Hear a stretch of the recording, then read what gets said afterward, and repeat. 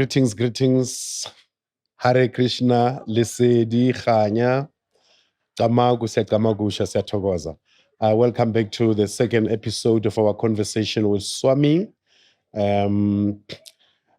We are going to be focusing on the is Krishna religion and all of that. Welcome back, Swami. Thank you, Grandmaster. Yeah. Happy to be back. So, is Krishna religion or a consciousness? Because I know it's a branch of Hinduism, right? Is it a branch of Hinduism or Buddhism? So Krishna consciousness would be like polymorphic monotheism. Polymorphic monotheism. Please explain. Those are big English words. Yeah, so monotheism is more understood one God. But this God, he manifests himself into many gods. He has many forms. So the polymorphic.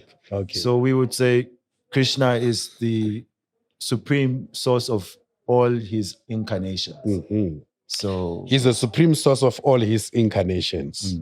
Okay. And as far as Hinduism, then it's within that umbrella which is called Hinduism. Okay.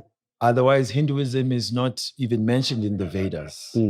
This is a name that was given by the Muslims. Of Hinduism? Yes, Okay. they don't pronounce H. So it says the Sindhu River, and the people across the Sindhu River, they call them the Hindus. Hindus. Yeah, so the actual culture is known as Sanatan Dharma. Sanatan Dharma. Yeah, Sanatana means eternal. Okay. So it's basically the culture, the philosophy of teaching everyone the eternal principles of life. Okay.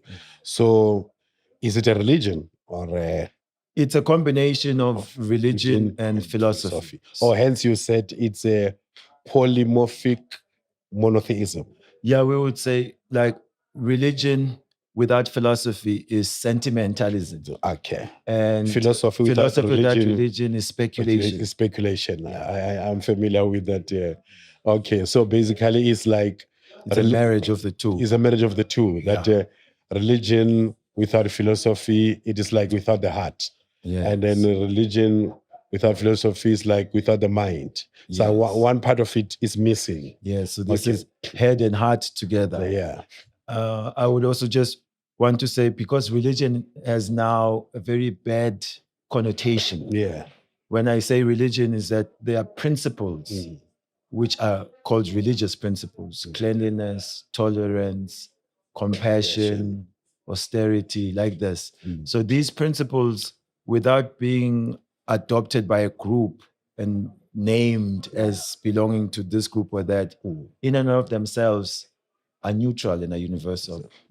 So there's a teaching of these religious principles. At the same time, philosophy is there so that we're not just blindly accepting things as dogma of religion. Okay. All right. No, I hear you. So now let's talk about some other aspect of Krishna in terms of the value system. Yeah. So first, the beginning is that for one to approach vibrant spirituality, there's some values that one has to embody. These are called activities in the mode of goodness. So goodness is highest impact of matter. Lower is passion, where you are just driven by desires, you want to enjoy. And then ignorance is when you are more covered. So we promote a life which frees you from the impact of gambling. Okay. Which frees you from the bad effects of intoxication. Frees you from the adverse effects of illicit sex. Okay. And frees you from the effects of unnecessary slaughter and eating of the flesh and blood of other living beings. There's been a persistent or a notion about that we don't usually project who we are in public as opposed to behind closed doors, and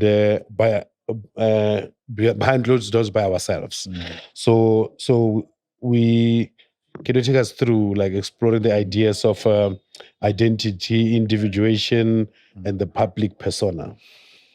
Yes, we live in a world now which sometimes is at a clash between individualism and individuality. I would say individuality is intrinsic for every living being. Yeah. Because we all have different qualities, abilities, unique traits. Yes.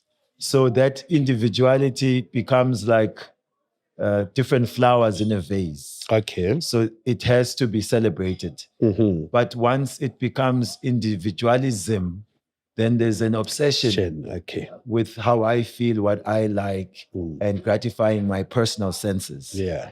So because also individuality is promoted in this day and age, then people get caught up in trying to get the objects which distinguish them, which can be also adverse to the uniform culture or united culture. Mm-hmm. And I think another thing I was thinking about is that we can have the externals that say to some degree what our values are. Yeah. But the values themselves may not match up with what we present. Okay. And so there's a danger also that, especially in leadership, whether it's in spirituality, especially because we're discussing spirituality or religion, where we present ourselves as embodiments of certain wisdom cultures. But then we are challenged when we are alone. So that integrity. Okay. And it's not an easy one. Right. It's not an easy one. Because also the persona or even the clothing we're discussing. Like personally, as a monk, I wear these robes. Yeah. So personally, I'm not the purest monk you will find on earth. I'm also on a journey. Yeah. But if I'm dressed like this, then I tend to be in the mindset that I represent a certain way of life. And I can be encouraged to walk the walk and walk my talk. Yeah. So humility always helps, that we can say that what we are presenting is not that we have fully realized it in our personal behavior. And also warn that it will not be the clothes or the external markers that will make the man. All right. So basically, it's quite a transformative consciousness that you must walk the talk. You know, you must walk who you are. It's very interesting you mentioned individuality.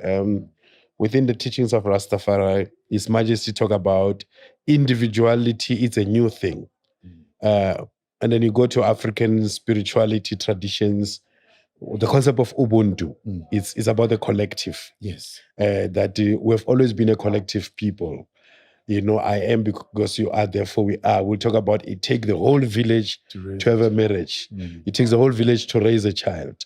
So it always takes the collective to achieve something, even our own individuality. That our individuality, it is found in our collective, our collectivity, that our collectiveness, that I am because you are, therefore we are. That is what really ultimately defines my individuality. But also because the Western world is promoting Western individualism, American Constitution being the first, that have that in there, that the individual rights, individual have a right to this, individual right this and that. So this is in contrast with consciousness. Yes. We teach that before looking at your rights, we have to look at our duties. First, everyone has a responsibility to the collective. There are duties that you owe. We are all born as debtors. As debtors. Debtors, yes. Okay. We owe the ancestors. We owe the educators in society. We owe our own parents. And we owe also the demigods, the higher controllers of the universe, because we are accessing a community, a way of life, a culture, and also material resources. So instead of the entitled position of my rights, the better conception would be, what are my duties? And then the individual actually becomes distinctly recognized for his contribution to the collective. Yes. So that Western individualism, we also don't like to acknowledge it. It actually has brought society sort of down. Yeah. So was Osho within the Hare Krishna? So Osho is one teacher of a certain philosophy within the Vedic philosophy. Or within the Vedic philosophy. Yes. So you would say more his philosophy is what is known as impersonalism. Which the technical name is called Mayavad. Okay. Sometimes also a touch of voidism. Okay. Where voidism means there is no supreme. Impersonalism means that there's a divine energy pervading everything, and that you are also part of that. But it can degrade to that you are that, meaning you are only divine, whereas Krishna consciousness qualifies that you are simultaneously one and different from that. Just like the drop of the ocean is the same as the ocean in quality, but in quantity is different. So we are God in terms of we are also conscious, we are eternal, we are full of knowledge, but we don't have full knowledge, full happiness. We cannot create unlimitedly. We have small potency, whereas God has all potency. So the Krishna consciousness ultimately leads to, as a God consciousness, ultimately leads to one becoming a God, or one realizing their godly state, their godly essence. Yes, and that godly essence is, I am a loving servant or a cooperator, because the word servant also now has bad connotations. But a child naturally reveres the parents and tries to connect to what the parents are trying to achieve. Yeah, because what I'm picking up in there is, as we keep on saying, there are a whole lot of things that you can always trace them to certain practices and tradition in Africa. And that is why some of the scholars, they will talk about the African origin of major world religions. Dr. Joseph Ben Yokana, he wrote a book, actually, The African Origin of Major World Religion. And then Rashidi Ranuku did a whole lot of work in Asia and all of that, how some of these Asian religion.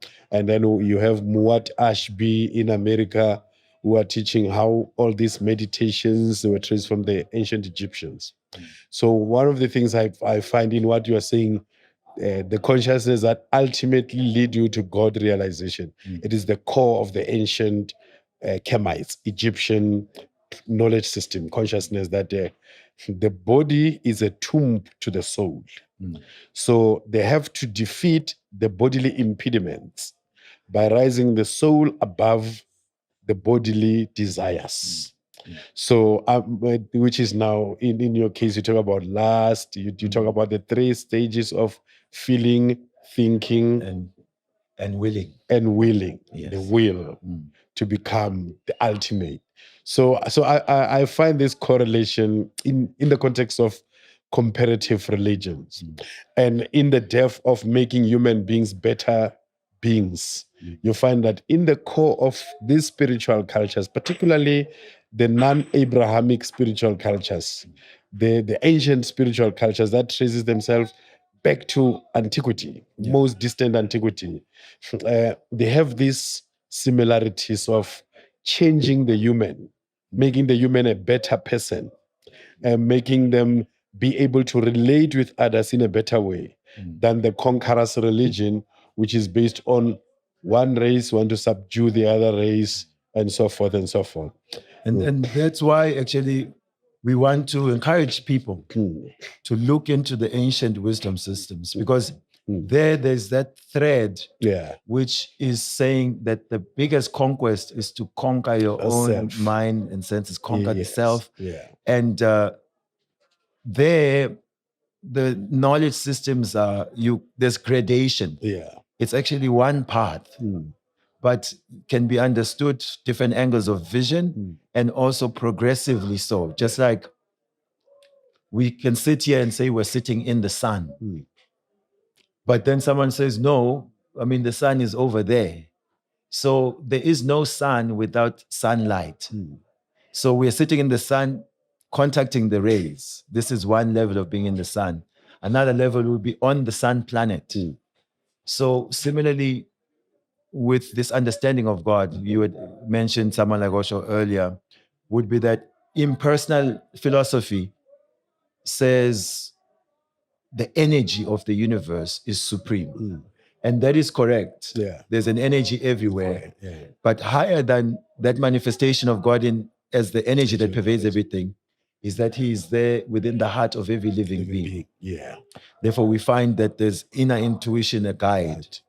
And higher than that is the personality himself. You can shake his hand, you can have a meal with him. Yeah. The person from whom we also take personhood from. He has a spiritual form, just as we have a form, but his form is unlimited, is all-knowing. Ours is limited, is affected by ignorance. So to your point, let us look to ancient wisdom. Yeah. And we find that there is a greater liberation of mind and there's a greater unity of mankind. Yeah. No, yeah, it is quite interesting. One of the African philosophers, they talk about how ancient wisdom is in the words that we have forgotten their meaning. These ancient words that were spoken, whether in the context of isintu, most of the older ancient principles, you find them there in understanding the metaphors, the word construct, how these languages were constructed and so forth. So, let's go deep into, because what we're interested in ultimately with all spiritual cultures and religion is to create a better human being. Yes. Religion is implicated in colonialism, particularly Judeo-Christianity and Islam, Abrahamic religion. They're all implicated in colonialism, they're implicated in slavery. So now when people move away from religion, which they are not actually moving from God, they're just moving from religion. They are not moving from God, they're just moving from the church. But the danger that with most of our people, when we removing them from religion, they either try to gravitate to atheism instead of spirituality without religion, spirituality without church, because God belongs to no religion. You don't have to be religious to have a relationship with God. It's a spiritual thing. It's consciousness. It's a God consciousness, So the danger, therefore, becomes that transition needs to be managed. If it's not managed, it will be like our people get so despondent, they despair, and then they move from one extreme to the other. Instead of finding the proper middle ground that don't reduce them into nihilists, who are then rejecting all human values because they are rejecting religion. So it's like throwing away the baby with the bath. Yes. And you are so right with that. One other aspect is this. We struggle in this life with other persons in terms of relationships. Yes. And so when we are presented an idea that there are eternal relationships, that you can go to a place where you will remain a person, it's very difficult for people to accept because they're thinking, Nyasogola, already here, I know how persons have backstabbed me or lied to me or this or that. And so what then happens, as you're saying, then they may shift to just drowning themselves in nihilism, intoxication, and atheism, such. Atheism, yeah. So Bhagavad Gita inspires that this material world where we are is a perverted reflection of the original world, the spiritual world. Yeah. So just as we have relationships here where some is just neutral, hello, and you move on. other relationships. There's friendship, there's master and servant, there is parental, and also there is a conjugal relationship. Yeah. They originate in their purity in the spiritual world. And we have these relationships also with the Supreme. So Krishna can offer us the perfect relationship. But without that knowledge of the spiritual world and what's available there, no one will be inspired to do the God realization, the self-realization work. And again, attain that God consciousness. Yes. Yes. Then what happens is that it's easier to be in a religion just socially. You know, these people at least will bury me. They will take care maybe of a wedding. You can go there, but it's not potent enough to transform you. Therefore, it just becomes a badge that you wear, that we can fight each other, that you have a different badge, I have a different badge. Yet we are not actually being transformed to rise in consciousness. So we want potent spiritual practices that will allow a person to come to identify themselves as a spiritual being. No, that is quite deep and important, because, like we say, we are more interested in transcendental consciousness, human transformation, transforming the world for a better good. And I understand why the West gravitated a lot to Krishna consciousness, Buddhism, the likes of Osho and all of that, because the West, that is the conceptual West, lacks all of these things. And actually, when it comes to Europeans, you don't even have a European civilization. You just have a war culture. You can go to the Greco-Roman period. Whatever we study about them is war. Vikings, it's war. Pillaging, barbarians, all of that. So they were very much in need of this transformation, and hence most of them, you find them on these spaces. So you'll be in America. Yes, I was there for the whole month of June. Yeah. So by comparison, the number of followers, are they Caucasians or Africans? In America, it started in the 60s there, and it was basically mostly Caucasians. Yeah. Then you got a few African Americans involved from America. Now, over almost 6 years now, next year to be 6 years that it came to America, what has happened is that the people of Asia, especially India or the Nepal, they are now the majority. Okay. And actually, it's again going back to a place where the person who doesn't identify culturally as an Indian or an Asian may feel like this is not for me. And this type of work, especially in Africa, this is why I'm a bit fired up about it, is that we don't want to keep people outside of this wisdom that belongs to them, especially also here in Africa, just because they are seeing that the majority patrons, who most of the time is just a cultural recognition. And so they easily find a home within the Hare Krishna movement because culturally it's closer. It's compatible to India. Yeah. Okay. So there is that challenge and sort of how do we keep it the International Society for Krishna Consciousness and not for Indian consciousness.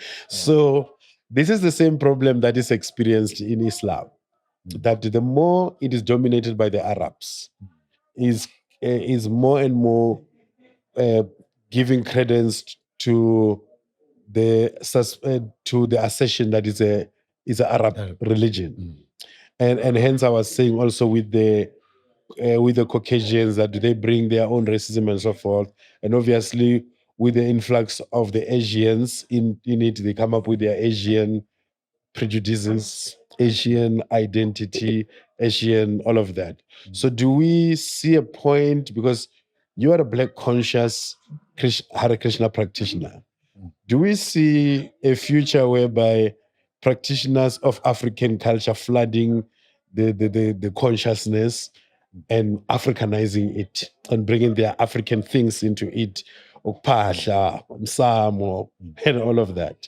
This is the invitation, actually. Okay. That within this culture of Krishna consciousness, everyone has a place. Everything has been explained because it's a culture which uplifts one from any level of consciousness to the topmost pure Krishna consciousness.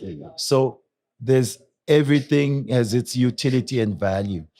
And so we want people to come as they are, engage with spiritual knowledge, and then naturally bring also the cultural flavors to it. Then it services all of mankind, as we are seeing currently that the Indian cultural expression seems to now embody the spiritual culture. So we want to make that distinction.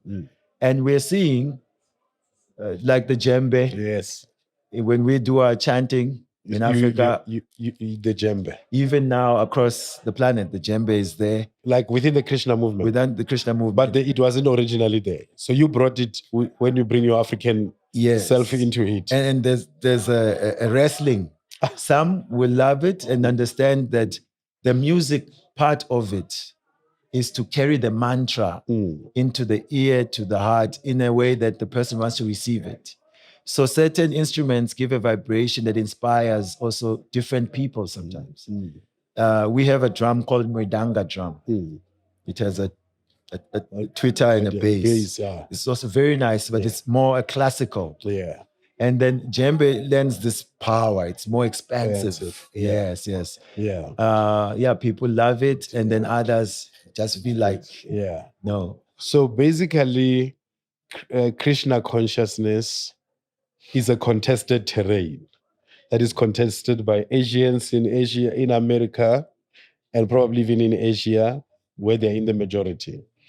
And contested by Caucasians in America or in Europe, and also contested by Africans in the continent here. You could say, like in Russia, it's very big, Krishna consciousness. Okay. But then there you get to find the Russian flavor coming in. But what is good is that the underlying culture is that Krishna is the center of all activities. And you can use any aspect of the external world to increase your Krishna consciousness. It becomes a problem when others cannot see the utility of other cultures towards Krishna consciousness, and then they start thinking one cultural expression is the only one. So yes. And therefore, for us to really benefit also in Africa, it will take that people see those who look like them, dress like them, sort of speak like them, involved. And then they can see that I'm also welcomed and I can take part. Now, this is the age of mental health pandemics, depression, people are suicidal. So the ABC teachings of Bhagavad Gita, and it's again and again, and it can never be underscored enough, is that we are not this material body or mind. We are the spiritual being, the soul. And so when we start to value ourselves as the spiritual spark of life, then we get to see that the mind is either our friend or our enemy. And in this day and age, we're spoiled for so much choice that... Is it the part where you're dividing the mind in terms of the subconscious mind and the mind, or you just talk about the mind generally? So we break it down in the sense that at the bottom of the makeup is the physical body, gross. Then higher, body means senses, different senses. And then higher than the mind is, the senses is the mind. It's where the information goes. And then the mind is meant to be managed by the intellect, the intelligence. And the intelligence is meant to be managed by the soul, the consciousness, the spirit. So I think it's easier and clearer when we call it spirit. In Bhagavad Gita, it's addressed as spirit, soul. So spirit would mean the consciousness, underneath it, the intelligence, which is an aspect of the mind. which does discrimination. And then the mind itself is managing the feeling, the thinking, and the will of the same conscious being. And then the senses of the body are bringing in information from the outside world. So I know that we were touching, we just throw in the comparison or the derivation of Krishna coming out of Hinduism or what. So, but what are the connection between Krishna consciousness and Buddhism? Buddhism and Krishna consciousness. So Buddha is an incarnation of Krishna. Buddha appeared to help people to get out of indiscriminate animal slaughter. Indiscriminate animal slaughter. Indiscriminate animal slaughter. Like the one that make India at one time number one exporter of beef. Yeah. So you find that they would use the scripture to justify now just in the indiscriminate slaughter. So Buddha came and taught non-violence, ahimsa. He said, forget these Vedic scriptures, you follow me. So this is a trick, because if he's an incarnation of the same God, he's just now, by following him, you give up this hurdle of the karma of killing animals indiscriminately. And then, but after Buddha, another empowered person was there to defeat the philosophy of Buddha, to bring them back. There is God, follow the Vedas. Then they taught impersonalism, Sankaracharya. After Sankaracharya, his philosophy was contested to bring in the understanding of the personal form of God. So as you look at the whole landscape, Krishna is incarnating to deal with the society according to the time, the place, and the challenges. And so the teachings of Buddha would be accepted all the way to just below its conclusion, which, I mean, there are many forms of Buddhism. There's, Vajrayana, there's Mahayana, there's the Tibetan, there's Zen. But there's an underlying theme where they will teach that there is no supreme person, which is not the conclusion of the Vedas, or some of them teach there's no soul, anatma. So there's a contention. So basically here we're having different schools of thought. Coming out of Asia, India in particular. So what is the Vedic civilization in summary? If you are to explain to a person Vedic civilization, what is the Vedic civilization would mean those persons who subscribe to the Vedas. So the Vedas originally was an oral culture. And then about 5,000 years ago, it was split into different divisions and penned down. Atharva Veda, Rig Veda, Sama Veda, Yajur Veda. And then around those, then you find the histories. Mahabharata is one of them, Ramayana. I know Mahabharata is like recorded about 1 million type of weapons, including missiles and ballistic missiles of today, which was written 5,000 years ago. Yeah, different vehicles, airplanes. Yeah. So then out of that culture, those people who accept that Vedic wisdom will be part of the Vedic civilization. But socially, it's broken into 4 social orders and 4 spiritual orders. Okay, what are those? The social orders would be, first one is, there's what's called Shudra. Shudra means it's like the legs of society, the worker class. Then there's the stomach, or the business class, called Vaishyas. Then there's the arms, administrative army, that's called the Kshatriyas. Then the head of the social are called Brahmanas, means they are focused on Brahman, spirit. Then on the spiritual side of the body of society, the legs are the students, the brahmacharis, the celibates. The stomach are the married ones, householders, they feed everyone. Then the arms are the retirees. They've had life experience, now they are advisors, protecting people from spiritual deviancy. And then the head of the spiritual orders is the sannyasi. Sannyasi is the head of the spiritual order. Okay. And therefore the head of the whole society. So Vedic civilization is that civilization which understands we're the soul, and then breaks down life into these orders, culminating in moksha, they say, like liberation. Okay. It's a culture that's looking towards becoming liberated from this material world. The last part, actually, the parallels between Krishna consciousness, African spirituality, and Christianity. I know I was making some comparison there and there, but from your perspective as a Swami, what are those parallels? I say the key parallel is that there's an acceptance of a supreme being or divine power. There's also an acceptance of the importance of the family structure, family unit. There's also the parallel of Ubuntu, that there's Umuntu Aganabuntu, means when you don't have Ubuntu, you don't have that spirituality about you that makes you almost like a non-entity. When you don't have that. That also we are an immortal beings. That the body is just a temporary housing for the spirit. Those would be like one of the major parallels. And if we're doing historical, then we can see that from the seed, the tree grows.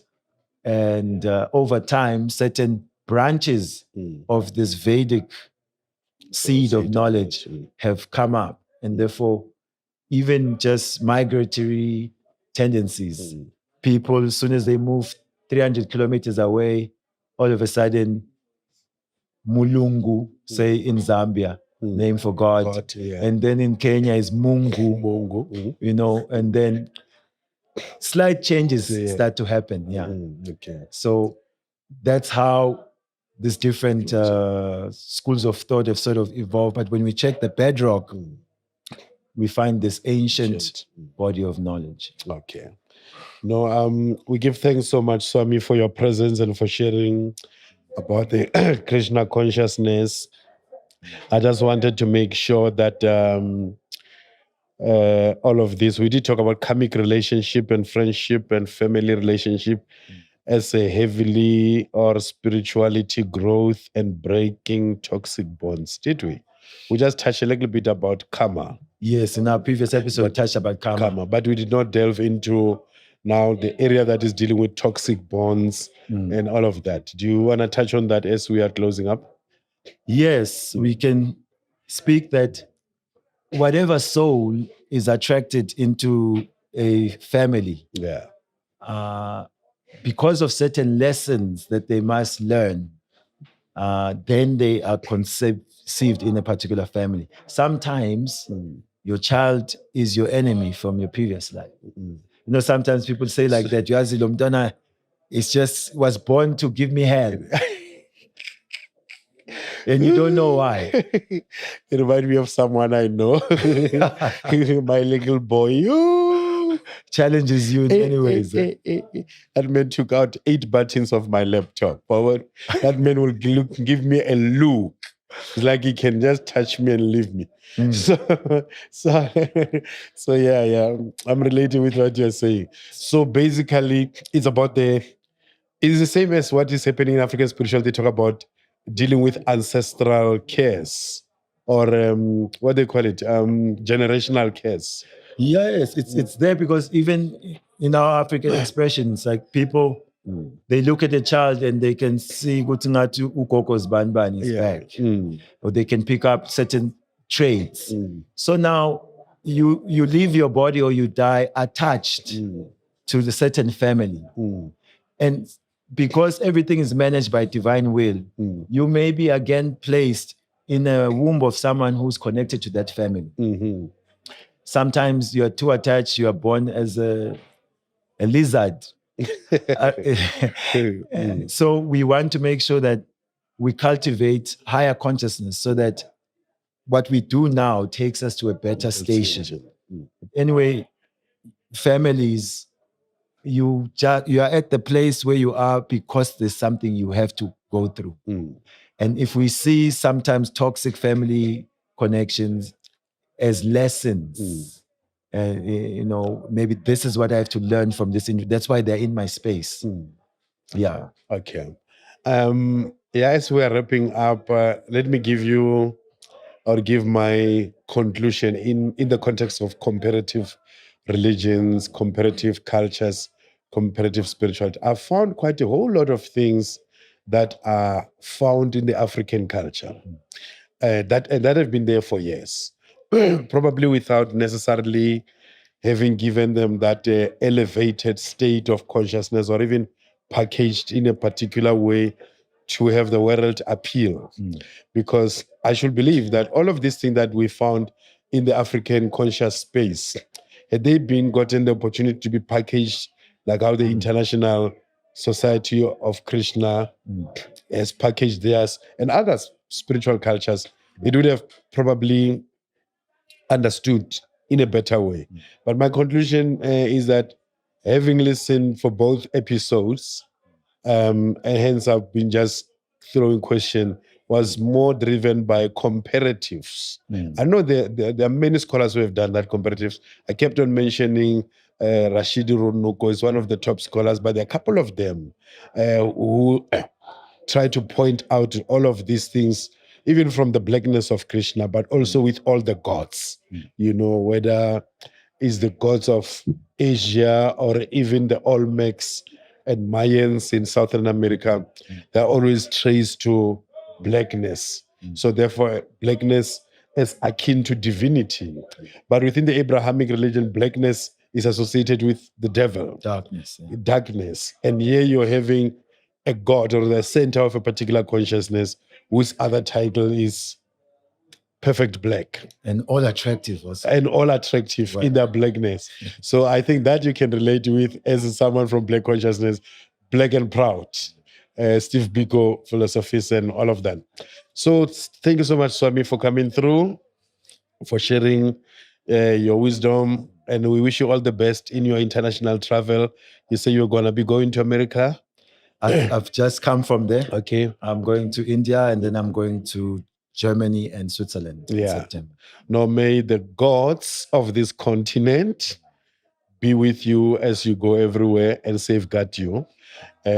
When I explained in that particular context, I was like, as much as the Muslims, they said there are 99 attributes of Allah. These 3,000 names that we Africans call Mudimu with are the 3,000 attributes of Ramasedi.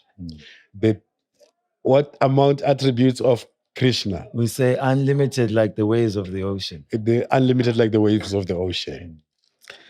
Hare Krishna. Hare Krishna. Yes. Thank you. We give thanks. This is unpopular opinion. And exploring different consciousness. And today we're dealing strictly with Krishna consciousness, the consciousness of God. Hare Krishna.